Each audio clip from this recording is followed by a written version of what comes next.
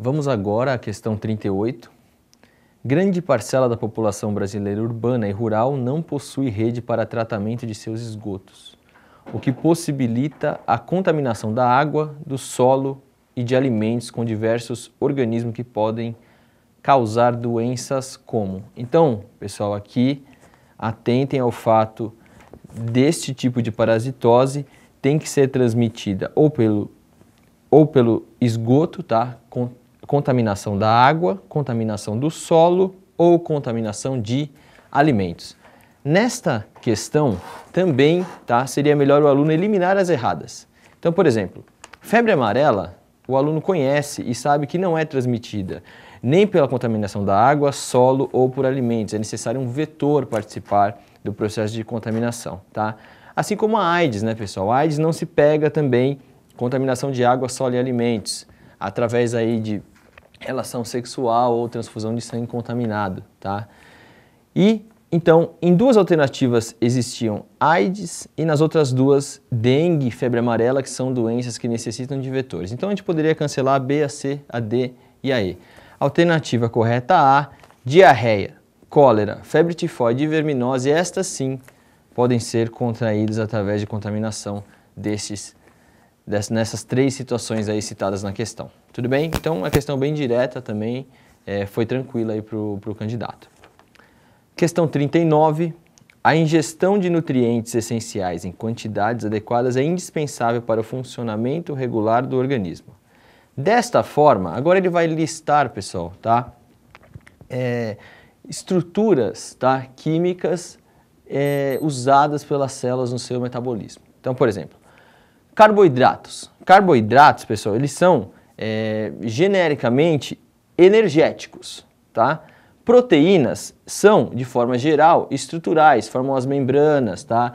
A base da estrutura cromossômica, dos ribossomos também, então as proteínas são bem estruturais. Depois, sais minerais, que podem ser reguladores, principalmente de transportes ativos aí de membrana, tá? Lipídios, que também são energéticos, são acumulados em tecidos específicos, tá? Energéticos, e vitaminas, que também são reguladoras. Então, a alternativa correta aí é a alternativa A. Então, era uma questão sobre composição química das células, citava aí carboidratos, proteínas, sais, lipídios e vitaminas.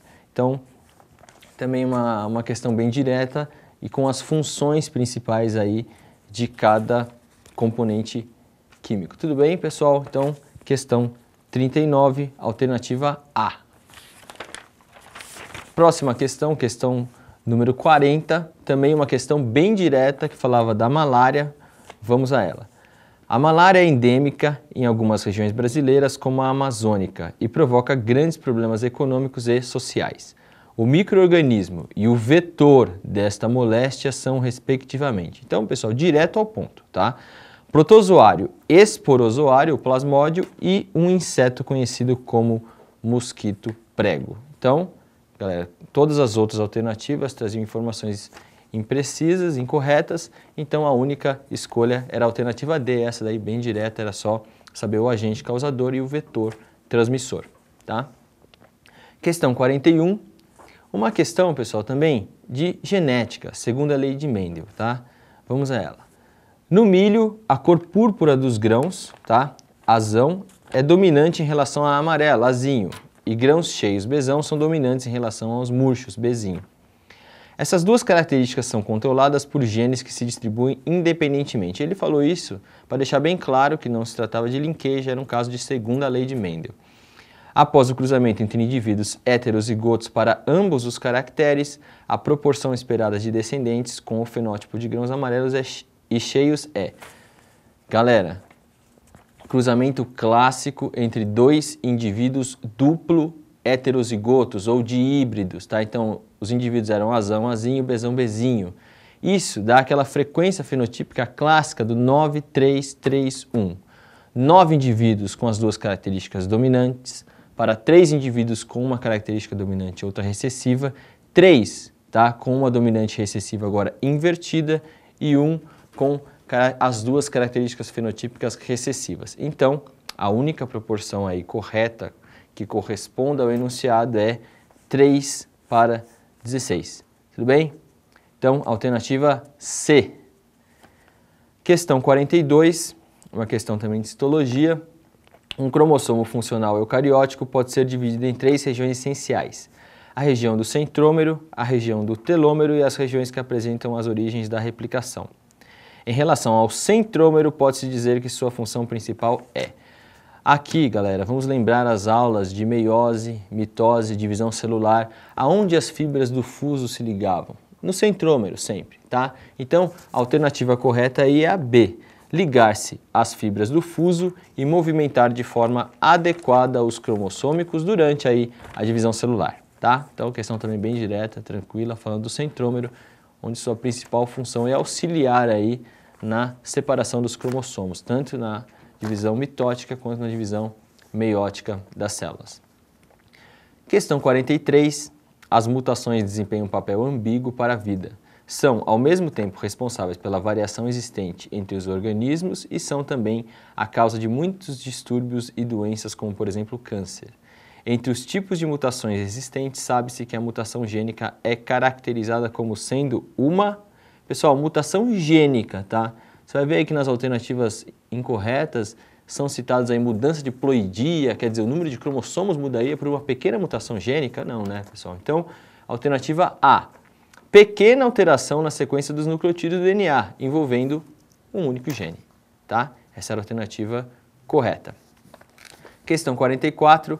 A respeito dos processos de síntese de DNA, RNA e proteínas, pode-se afirmar que... Então, aqui está falando de duplicação, transcrição e tradução, tá?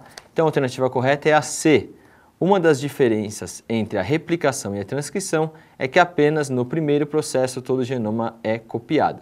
Então, pessoal, no processo de replicação, quer dizer, duplicação do DNA, a enzima DNA polimerase vai usar como molde e vai fabricar 2 moléculas inteiras, completas, de DNA exatamente com a mesma sequência de bases nitrogenadas.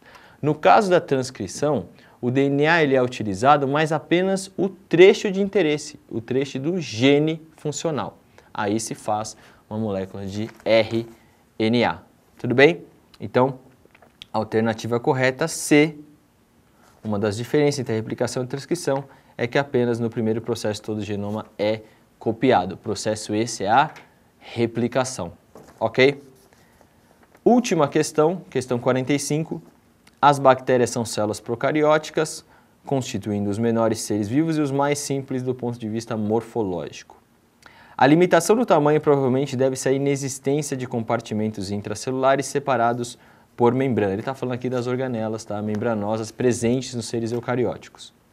Nas células eucarióticas, um elaborado sistema de membrana forma compartimentos funcionais que facilitam o fluxo e a concentração de moléculas e íons, enquanto nas procarióticas as substâncias ficam dispersas no citoplasma. Ele não citou aqui, ou também, pessoal, na região da membrana plasmática ali também. Levando-se em conta a organização das células procarióticas e eucarióticas, pode-se afirmar que, alternativa correta, alternativa E, o material genético das células procarióticas é bifilamentar e não apresenta extremidades livres. Então, pessoal, a gente sabe que o cromossomo bacteriano, tá, ele forma uma circunferência, tá, fechada, então ele não possui extremidades como os cromossomos, por exemplo, dos mamíferos, né, do homem, que são cromossomos com extremidades aí evidentes, tá?